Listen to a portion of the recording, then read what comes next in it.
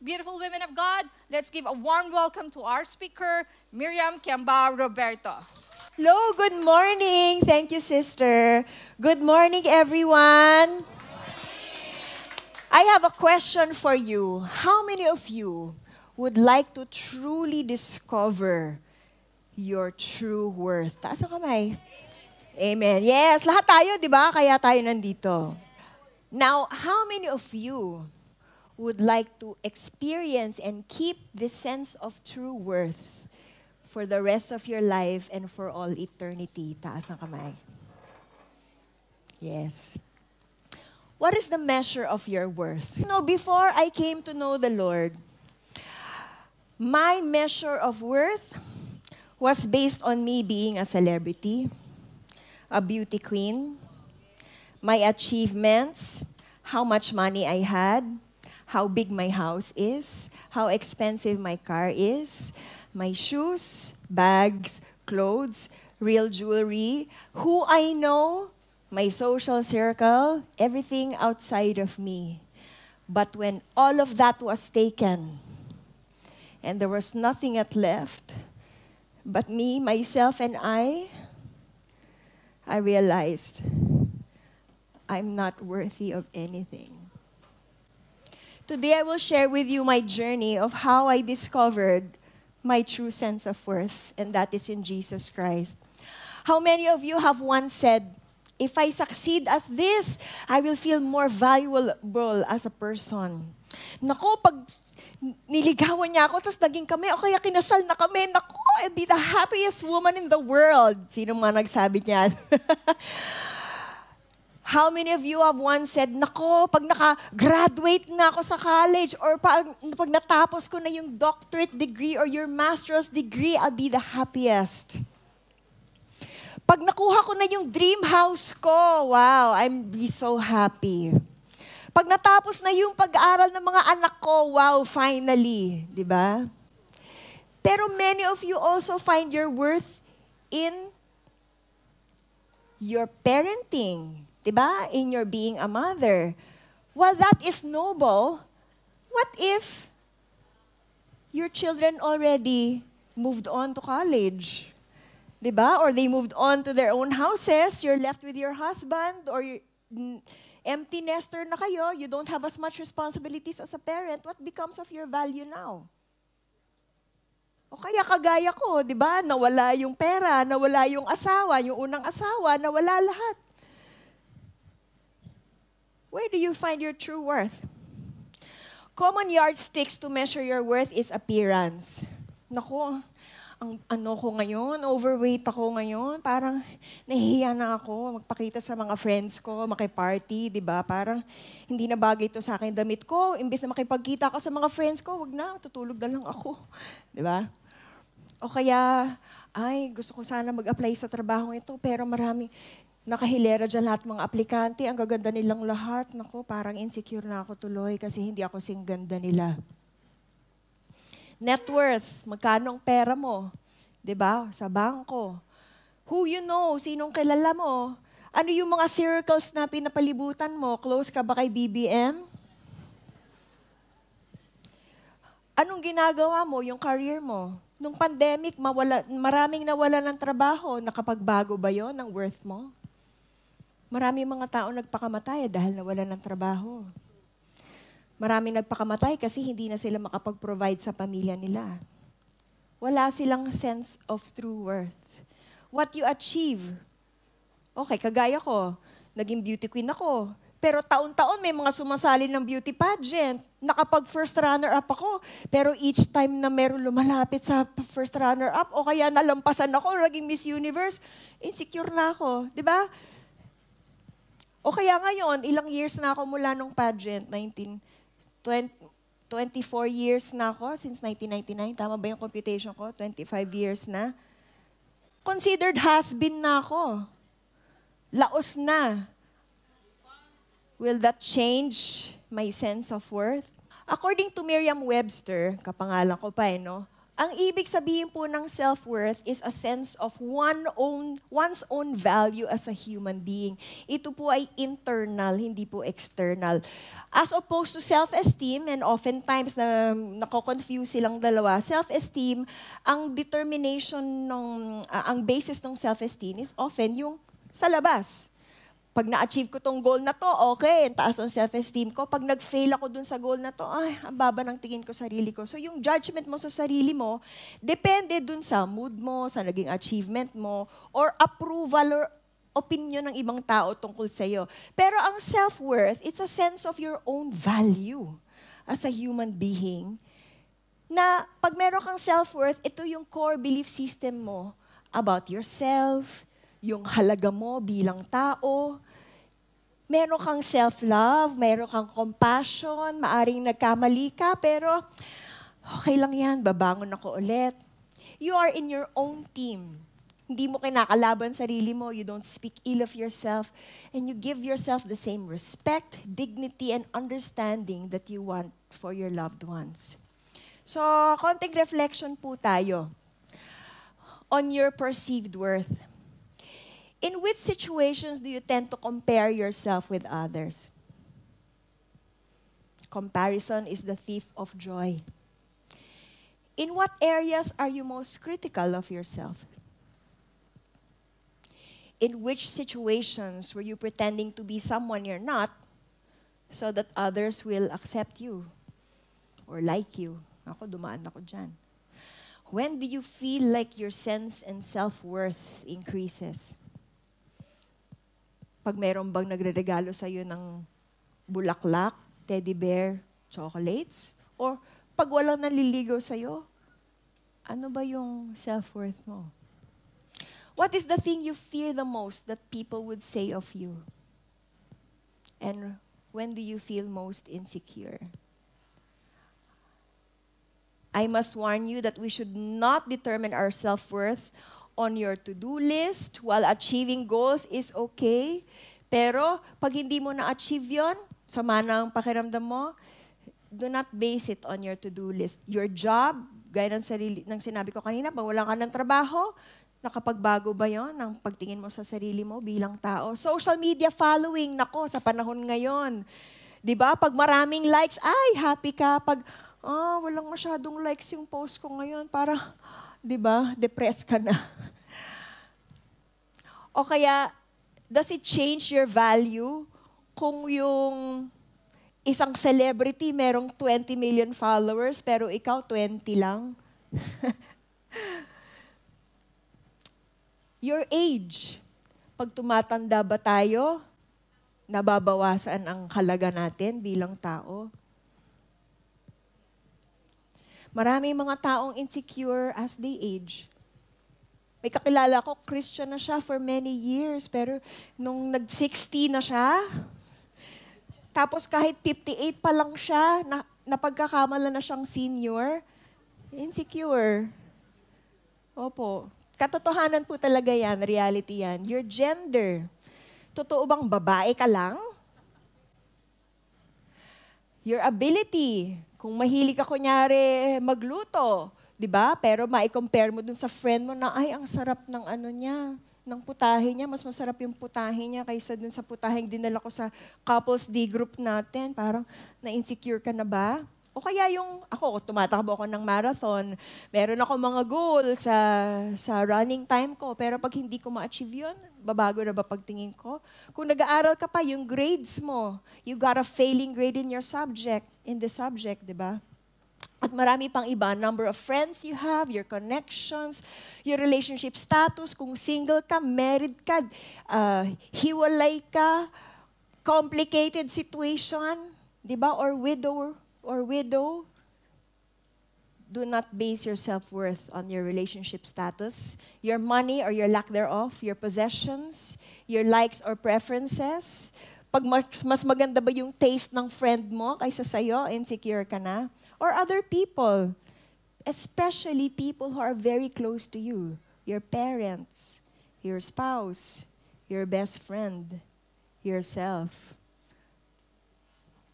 Pag criticize ka ba o meron silang masamang nasabi sa'yo, Does it change how you see yourself?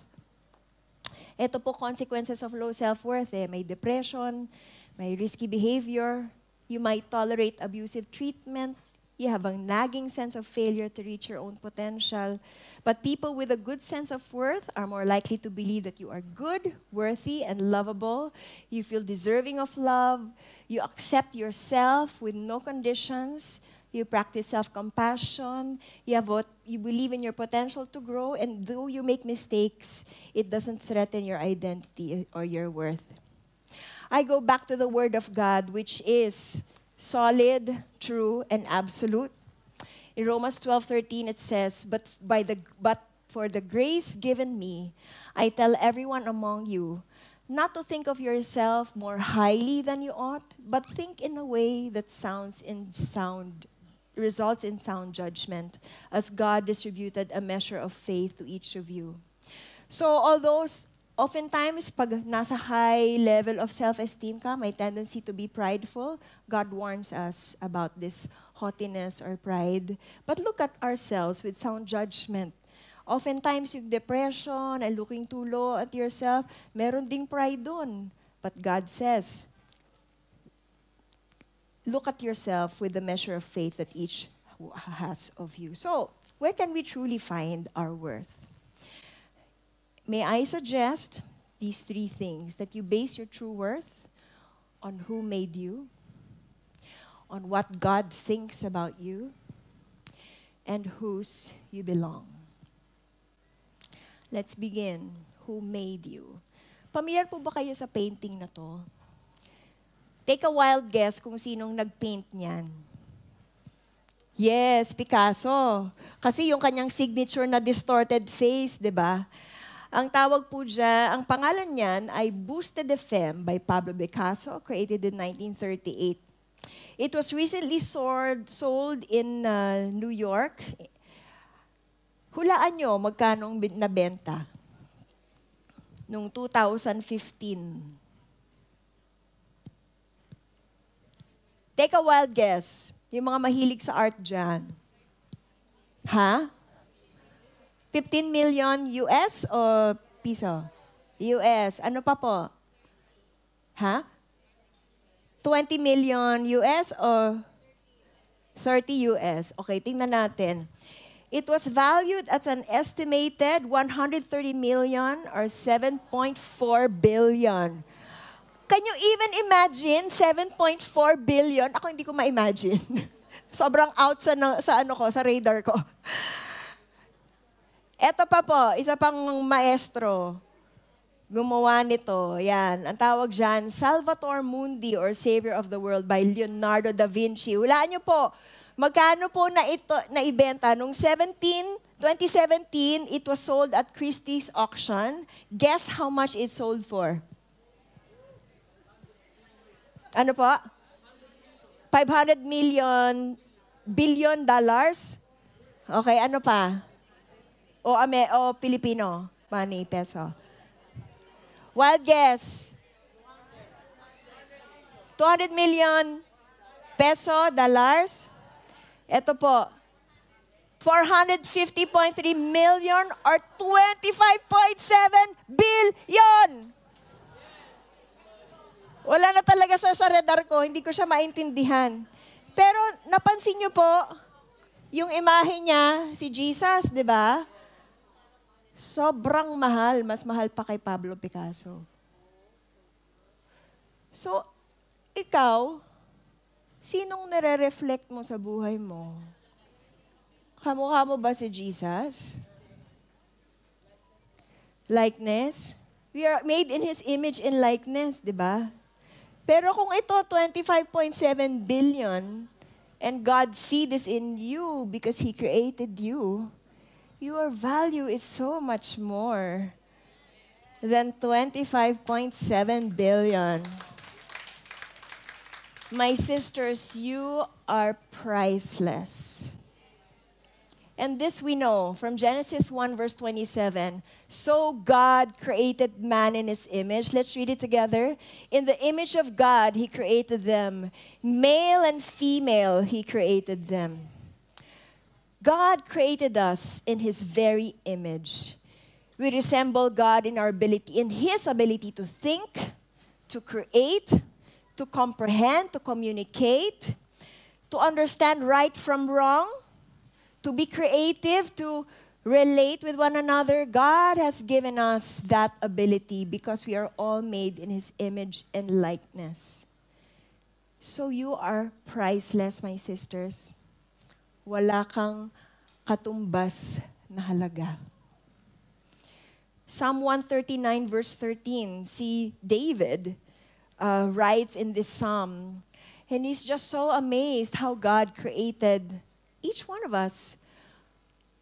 For you created my innermost being. You knit me together in my mother's womb. I praise you because I am fearfully and wonderfully made. Your works are wonderful. I know that full well. Can you turn to the person to your right and left and say, you are wonderful. At pag sinabi po ditong fearful, hindi yung, diba? Hindi yung gano'ng klaseng fear. Pag sinabi sa Bible na fearful, yung talagang iniingatan, na sinisiguro mong hindi ka magkakamali. Sino po dito nagko-crochet, nagninit, nagko-cross-stitch, nagda-diamond, ano yun? Yung diamond art, di ba? Napaka-intricate po ng ginagawa nila na hindi sila pwedeng magkamali. Ganun po ang fearful. Imagine, ganun po tayo ginawa ni God sa sinapupunan ng mga magulang natin. Na sobrang, His works are amazing, wonderful, perfect. Look at the person to your right and you say, you're perfect.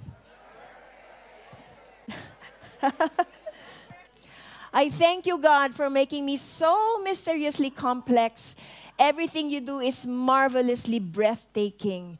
It simply amazes me to think about it, how thoroughly you know me, Lord. Look at the person to your left and say, you're marvelously breathtaking.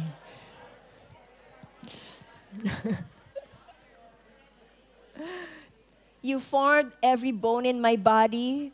When you created me in the secret place, carefully, skillfully, you shaped me from nothing to something. Noon wala pa tayo, hindi pa tayo buhay. Merong seed ni nanay at sperm ni tatay. Ay, egg ni nanay at seed ni tatay.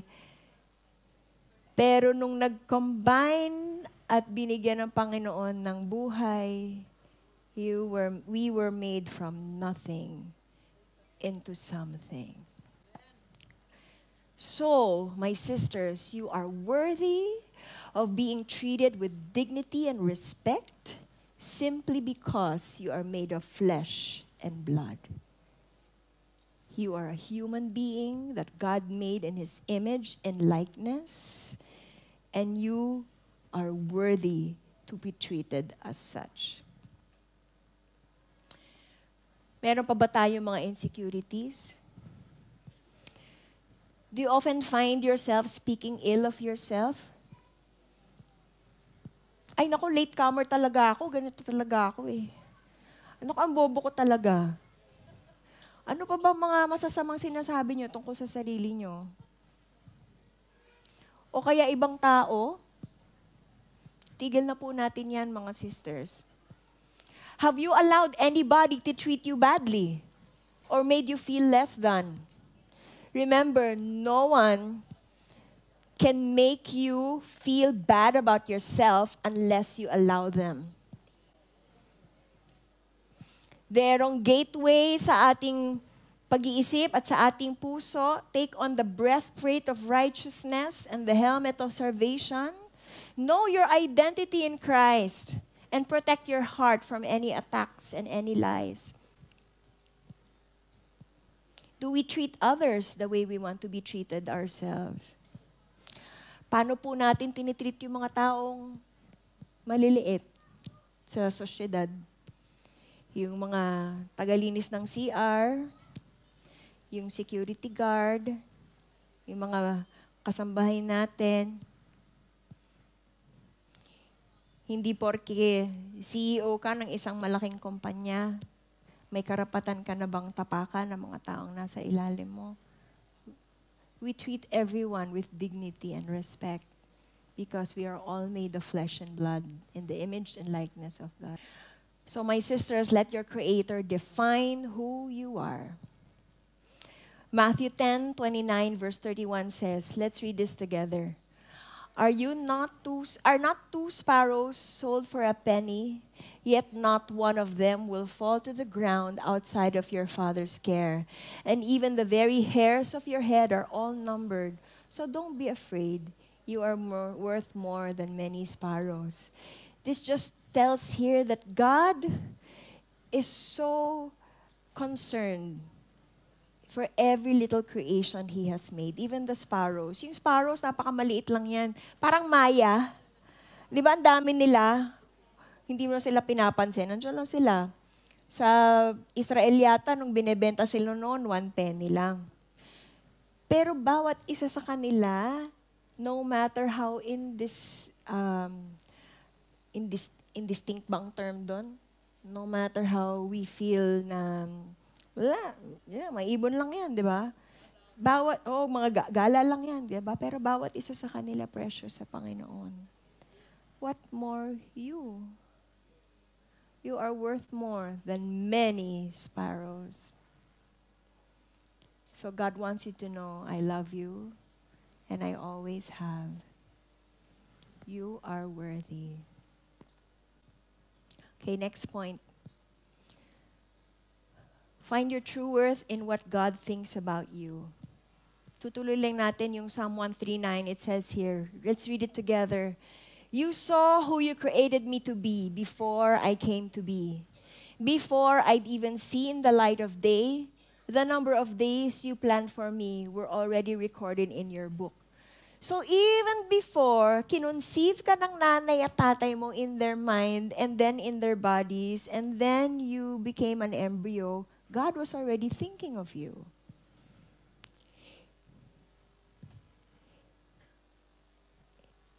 He knows the number of days we will all live on this earth. He already planned that from time began. Every single moment you are thinking of me. How precious and wonderful to consider that you cherish me constantly in your every thought. Na-in-love na ba kayo? Di ba pag in love kayo, laging nasa isip mo? Di ba?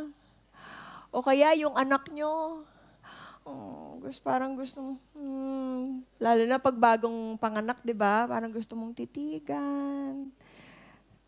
Makagat lang ng lamok, ay naku! Ganun po ka-in love si God sa bawat isa sa atin. You are precious and wonderful. Oh God, your desires toward me are more than the grains of sand on every shore. When I wake up every morning, you're still with me. Napunta na ba kayo sa beach? Kumuha na ba kayo ng buhangin tapos nabilang nyo na kung ilan yung sand? Sa isang handful lang yan. Sabi dito, grains of sand on every shore. Napakarami ng desires ni God for us. More than the grains of sand on every shore.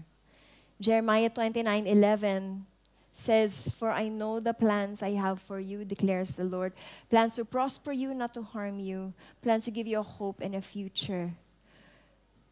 God has plans for your life. And you are His workmanship, prepared for good works. You are His masterpiece, and He has a wonderful purpose for you, for each of us. He has created us for a purpose. And finally, number 3, find your true worth in whose you belong. Nabanggit ko po kanina that there was a time in my life na lubog ako.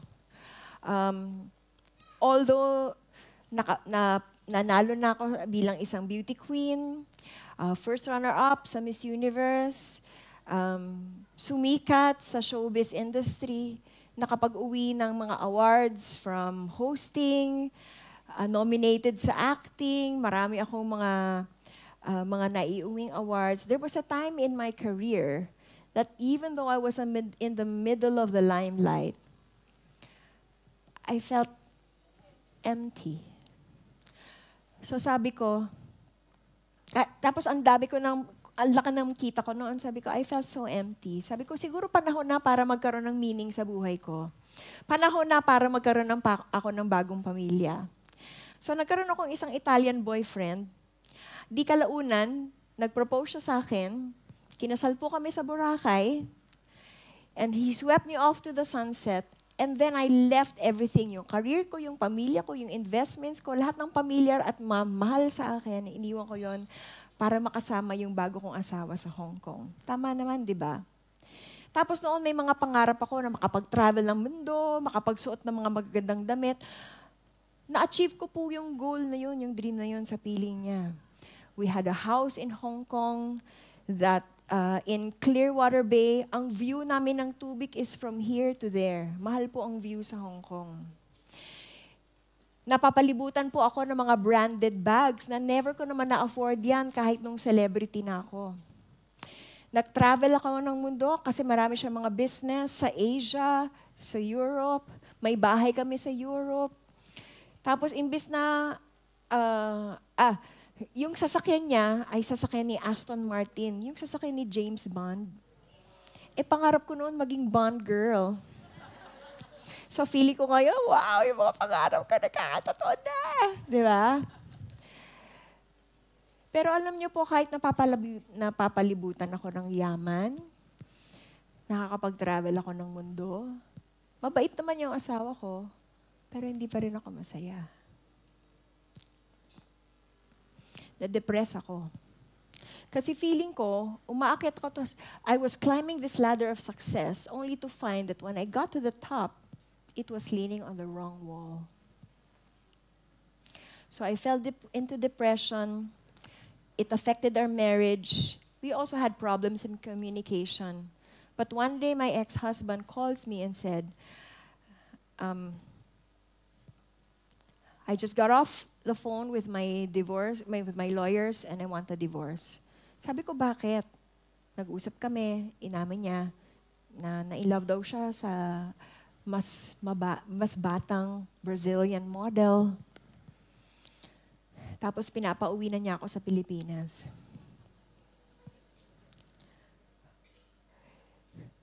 Gusto kong ipaglaban yung karapatan ko bilang wife.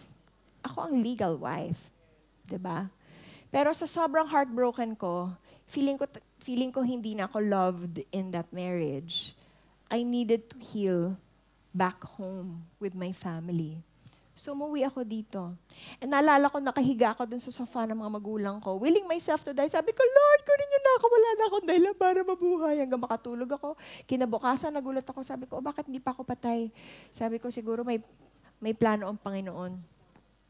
Pero feeling ko talaga nun, kasi wala na akong dahilan para mabuhay. Yung akala ko forever, ngayon ay over. Sino nakaka-relate? And not only that, 2 years later, I found myself in an even worse situation. Nag-invest ako noon sa real estate even before I got married. But 2 years after I separated, na-scam yung savings ko. Lahat ng life savings ko, ininvest ko doon, blood, sweat, and tears, hindi ko na nakita. Mga magulang ko, hindi ko na nakita para lang mag-invest doon. Tapos na-scam, mawawala parang bula. Parang gusto ko na lang magtalukbong sa kama at ayaw ko nang bumangon. Hindi ako sinusustentahan ng asawa ko noon. Buti na lang, tinawagan ako ng GMA. In-offer nila sa akin yung Pinoy Meets World. Kahit pa paano, meron akong trabaho, nakakapagbayad ako ng mga pangangailangan ko. Pero at one point, bumaba yung career ko. And I was left with out of 3 shows, 1 show na hindi sapat yung mga pambayad ng bills ko. And I was so desperate, pumayag po akong mag-post sa cover ng Playboy Philippines. Huwag niyo na pong hanapin yung picture. Hindi naman po ako naghubad. Pero it just goes to show, di ba, pababa yung value ko bilang tao. And to think, yung Miriam Kiambao brought, pride to the Philippines, put our country on the map because of, in the field of beauty pageants. Pero now, parang binibenta ko na yung laman ko. Kasi desperado ako.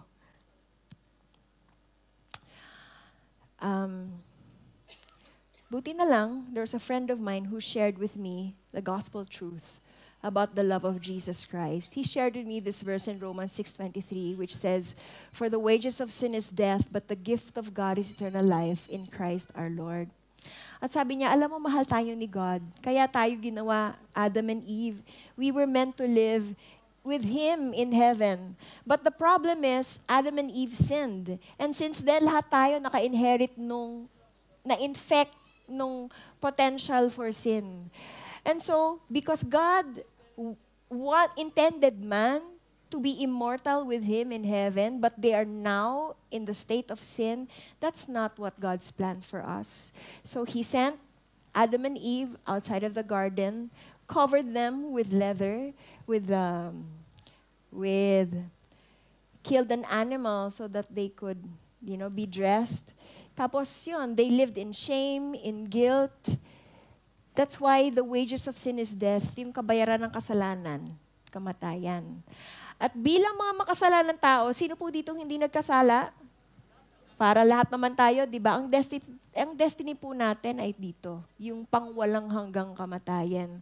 Pero dahil mahal tayo ng Panginoon at gusto niya makaugnayan natin sa Kanya, ito po, meron po siyang libreng gift. At yan po ay buhay na walang hanggan. Ang gift is given, paid for by the giver, but received free by the recipient. Ino-offer po niya sa atin ang gift na yan, pero hindi po mapapa sa atin ang gift kung hindi po natin tatanggapin. Pero, para sa Panginoon, libre sa atin, pero ang Diyos ang nagbayad. Anong binayad niya? Yung dugo ni Jesus na namatay sa cross. So that if we put our faith in Him, sabi sa John 3:16, "For God loved the world so much, He gave His one and only Son. Whoever believes in Him will not perish but will have eternal life." Kung nakikita niyo po dito, yung believe. Ano po ang requirement para magkaroon ng buhay na eternal life? Only believe. Sabi ba dito, so that whoever goes to church every Sunday will have eternal life. Whoever reads the Bible and prays and gives to charity will have eternal life. Wala. While all those things are good, the only thing that will save us is when we believe in the Son of God, who is Jesus Christ. And then, by our faith, we will be saved. Sabi sa Romans 10:9, it says, "If you declare with your mouth that Jesus is Lord and believe in your heart that God raised Him from the dead, you will be saved." Therefore, 2 Corinthians 5:17 says, "If there's anyone in Christ, you are a new creation. The old is gone and the new has come." So my friends, this was shared to me. I gave my life, I gave my faith in Jesus as my Savior, but it took some time before He became my Lord. And after there was a big controversy about my having posed for Playboy, tumawag sa akin ng tatay ko, "I'm so disappointed with you," sabi niya. "Sana pala sinabi mo sa akin para tigilan kita." Pero noon hindi naman maayos ang relasyon ko sa mga magulang ko eh. Mas malaki kaya na-achieve ko sa kanila. Hindi importante sa akin ang opinion nila. The only meaningful thing during that time for me was my involvement in World Vision Development Foundation. Pero dahil nag-post ako sa Playboy, tumawag sila, sabi niya, "Sususpend muna natin yung partnership natin kasi Christian non-profit kami. We will not support this career move of yours." Siguro, pag-isipan natin after 6 months, pero sa ngayon, wag muna. Alam niyo po, feeling ko, yung involvement ko sa World Vision, ang natatanging dahilan para maging successful ako, kasi feeling ko parang ako si Angelina Jolie, ginagamit ko yung pangalan ko, di ba, for good works. Pero nung ayaw na nila sa akin, where does that leave me? And I went in the privacy of my living room, I asked myself, before fame and fortune, what was most important to me? I realized my faith. Pinag-pray ko po yung sumali ako sa beauty pageant. Ang sabi ni Lord sa akin, sumali ako. At nung sumunod ako, nanalo ko. Binigyan niya ako ng success. Sabi ko, gusto ko ulit maging successful. Pero kung si God ang nagbibigay ng success, siguro babalik na lang din ako sa Kanya. Kasi na-realize ko, ang dami ko pala mga ginodiyos ko pera, ginodiyos ko yung fame, ginodiyos ko yung asawa ko, na akala ko siya magpapasaya sa akin, ginodiyos ko yung mga kagamitan ko, na ngayon ay wala na. Akala ko akong Diyos, nagdidesisyon na hindi ako nagdadasal o kumukonsulta sa Kanya. Pero na-realize ko, hindi naman lahat ito ang tunay na nagpasaya sa akin. So, sinong Diyos ang babalikan ko? Sabi ko, si Jesus na lang, siya naman ang kakilala ko. Pero tunay ba bang kilala ko si Jesus? Sabi ko. Alam ko, He was born on the manger, He died on the cross, but I don't completely know who He is. I don't even truly understand why He had to die on the cross. Pero sabi ko, kung siya magbibigay sa akin, tatagumpay, sige, babalik ako sa Kanya. So lumuhod ako, sabi ko, Jesus, I want to know you more. When I opened my eyes, my laptop was in front of me. My friend Jessica sent me a message. And she said, Miriam, anong gagawin mo sa Monday? Uy, akala ko party na naman kasi party friend ko siya. Sabi ko, nandito yung mga kabarkada namin sa Care Bears. Hello, Cats and Chin. Yan, mga barkada namin si Jessica. Sabi niya, what are you doing on Monday? Sabi ko, why? What's happening? Sabi niya, do you want to come to Bible study? Sabi ko, ang galing naman ni God. Isang simpleng, sincere prayer to know Him. Eto agad yung answer. Parang God is in the heavens. He's so amazing. He's so great. He's the very reason why we live and breathe today. He saw me deep in the muddy pit that I put myself in and heard my prayer. He came down, held my hand, and pulled me up until I got to where I am today. That very Monday, I went to the Bible study. The leader shared with me Jeremiah 29:11, for I know the plans I have for you, says the Lord. Plans to prosper you, not to harm you. Plans to give you a hope in the future. Sabi ko, Lord, wala na nga ako nakikitang future sa sarili ko eh. Wala na akong plans sa sarili ko. I was pushed to the wall, nowhere to go. Kulang na lang talaga kunin ko sarili kong buhay. Pero God, kung may plano ka talaga at ikaw ang aking pag-asa, pangawa ko itong hope na to, hindi ko itong pakakawalan. Mula noon, every Monday, nagpupunta ako sa Bible study. May friend sa akin nag-invite sa Victory Church. Kasi sa BGC sabi yung kondo ko, sa Eastwood yung kondo ko noon, sa Victory Church. So pag nakikinig ako ng pastor, buhay ko yung sinasabi niya sa pulpito, hindi naman niya ako kilala. Natuto ko magbasa ng Bible. Alam niyo po, yung first time ko magbasa ng Bible, it was as if the love of God came down from heaven and embraced me. As if I was the prodigal daughter that He's been waiting to come back to Him.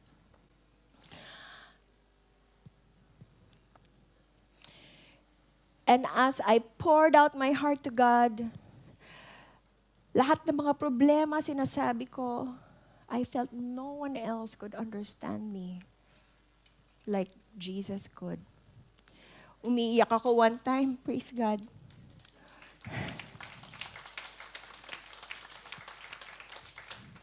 So sobrang dami ng problema ko, feeling rejected, walang pera, wala. Umiiyak ako. Naiyak na kayang ganon? Pero alam niyo pa, pakiramdam ko, yung God the Father came down. Para akong baby na umiiyak sa crib. He came down, picked me up, tapos hinila niya ako in His arms to comfort me. One time I imagined He was on His throne and I was there by His feet. I was crying so much. I was so tired from crying. Yung ulo ko nilagay ko sa tuhod niya. Tapos He reached out. He touched my hair. He stroked my hair like so. Tapos sabi niya, anak, tahan na.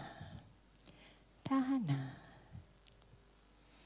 Alam niyo po, yun yung first time na na-realize ko kung sino ako sa mata ng Diyos. Noon, lahat sa labas ko, beauty queen, celebrity, kaperahan. Pero mula noon, tinawag ako ng Diyos na, anak, pang walang hanggan yun eh. Walang makakatanggal nun. Tapos na-realize ko yung tatay ko sa langit, Diyos ng mga Diyos, hari ng mga hari. So what does that make me? I'm a princess. Lahat tayo, prinsesa. So parang yung mga insecurities ko parang nawawala na, parang bula. Inayos ko yung imaginary crown sa ulo ko kahit hindi naman ako nagka-crown. Sabi ko, grabe, kung ako'y isang prinsesa, I'm royalty, meron akong mga ginagawa sa buhay ko na hindi na nababagay sa akin. So, unti-unti ko na silang tinalikuran. New creation. May bagong panimula. Yet all who did receive Him, to those who believed in His name, He gave the right to become children of God. Hindi po lahat children of God.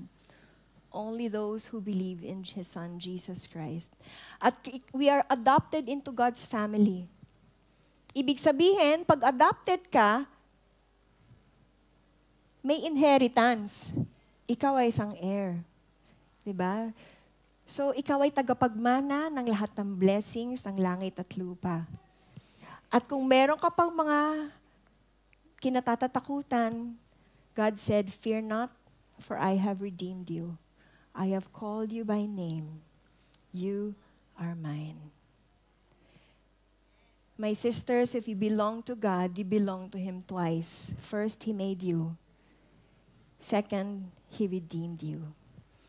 As I surrendered my life to Christ, got to know Him more, miracles, transformation, breakthroughs happened in my life. Una, inayos niya yung puso ko. Hinilom niya yung heart ko. Hinilom niya yung depression ko and yung suicidal tendencies ko. Diagnosed po akong bipolar depressed noon. But God healed me completely by His grace. He made me whole and complete. Pinaalala niya sa akin, "Honor your father and mother and all will be well with you and you will live long in the land that God has chosen for you." Humingi ako ng tawad sa mga magulang ko. By God's grace, pinatawad nila ako.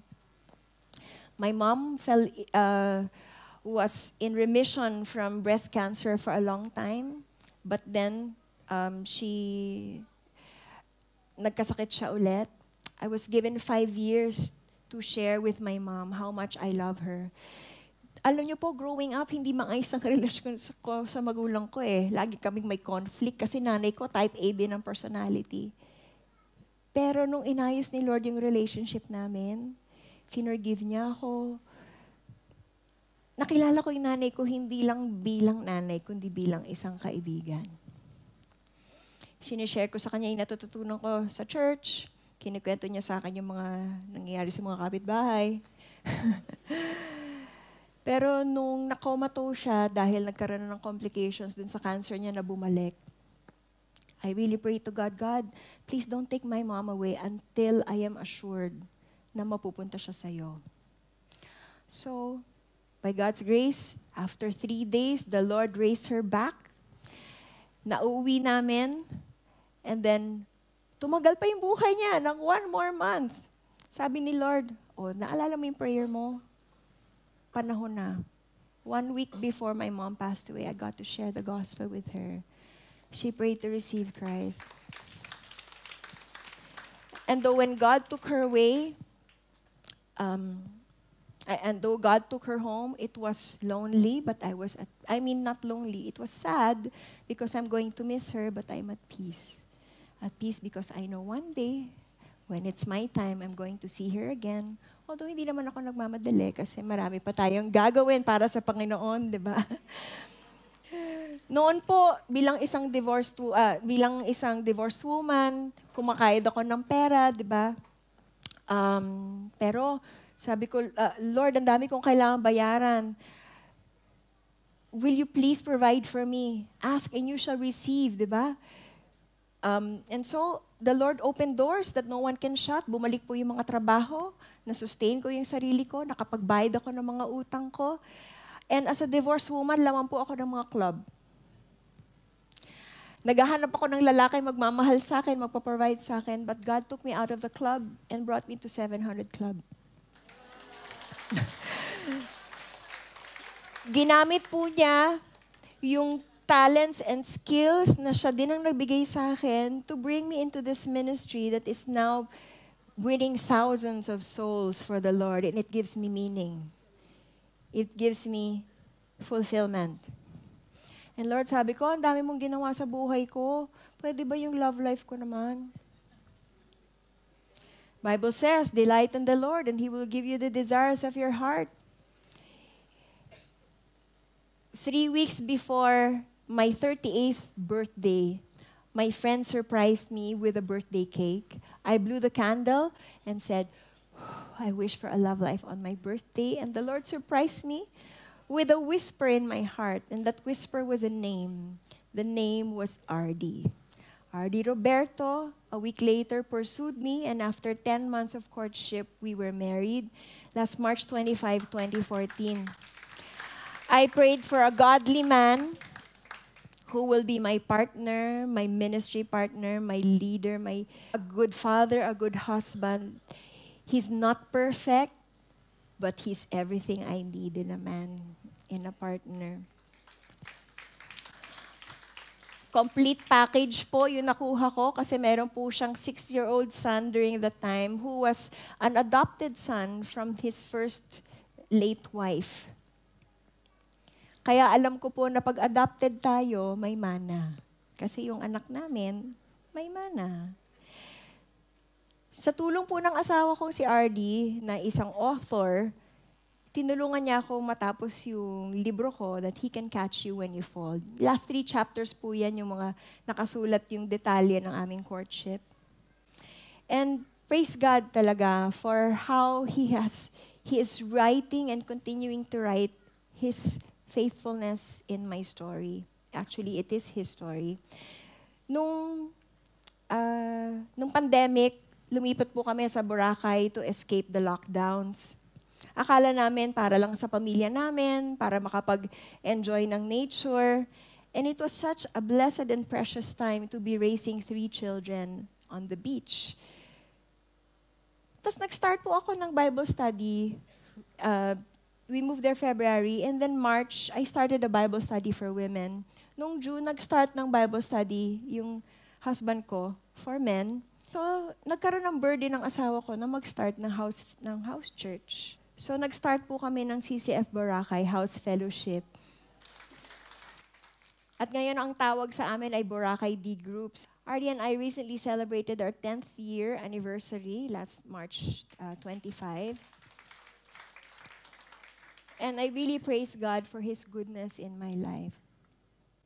And here I am today, once bitter, now beloved, once broken, but now made whole. If my identity before was based on beauty on the outside and things outside of me, my identity now is based in Jesus Christ. For charm is deceitful and beauty is fleeting, but a woman who fears the Lord is to be praised. So in summary, where can we find our true worth? In who made you? In what God thinks about you? And whose you belong.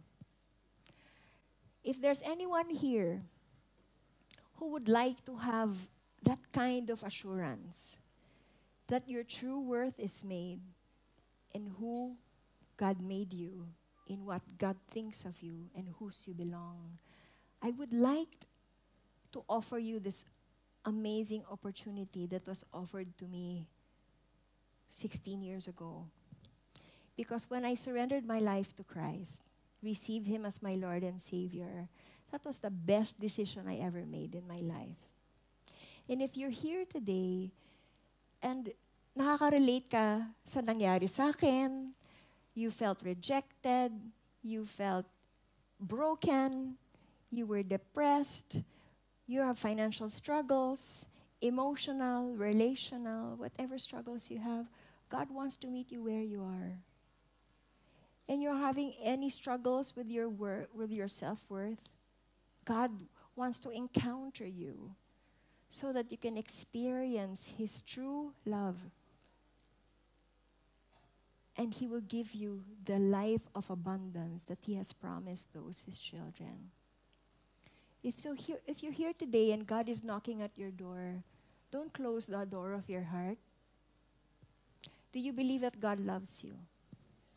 Do you believe that God has a wonderful plan for your life? Do you want to make that decision to receive Jesus in your heart as your Lord and Savior? God wants to give you this gift of His love and eternal life. And let's pray. And may this be the prayer of your heart. Just repeat after me. Let's pray. Father God, I admit that I'm a sinner. I have gone my own way. And I feel unworthy of your love. But I believe that out of your amazing and great love for me, you sent Jesus to die on the cross and pay the penalty for my sin. I open my heart to you now. I invite you in my heart as my Lord and Savior.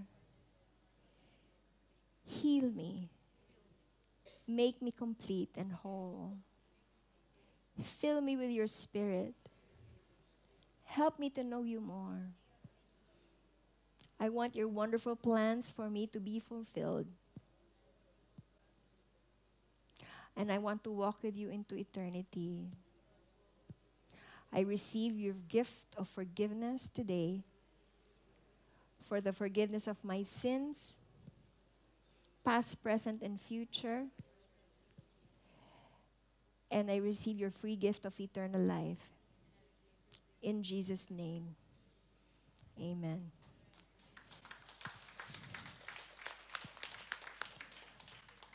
God, who began a good work in you today, will be faithful to complete it. You may find yourself in your lowest point in your life right now, but just as God has held my hand and drew me up until He has brought me from glory to glory, to give Him glory, He will do the same for you, my friends. I pray for you now. Father God, I pray, Lord, that as we journey with you in the coming days, we will truly experience your love for us, and that you will speak personally to us in our quiet moments of your love and your plans for our life. Direct us, Lord, guide us. And I pray, Lord God, that we will truly experience your worth. And if there are any struggles, Lord God, in terms of self-worth, Lord God, we pray that you will help us overcome them, just as Jesus has overcome death and sin and in the grave. I thank you, Lord God, and I pray, Lord God, for these new souls that are now written whose names are now written in the book of life. I pray, Lord God, that you will send out workers to reach out to them, to nurture them and walk with them, Lord, and journey with them so that they will know you more. And I pray, Lord God, that as they put their faith in you, that they will invite you in every aspect of their life so that you can make them whole and complete, perfect into full maturity, to give you glory in Jesus' name. Amen.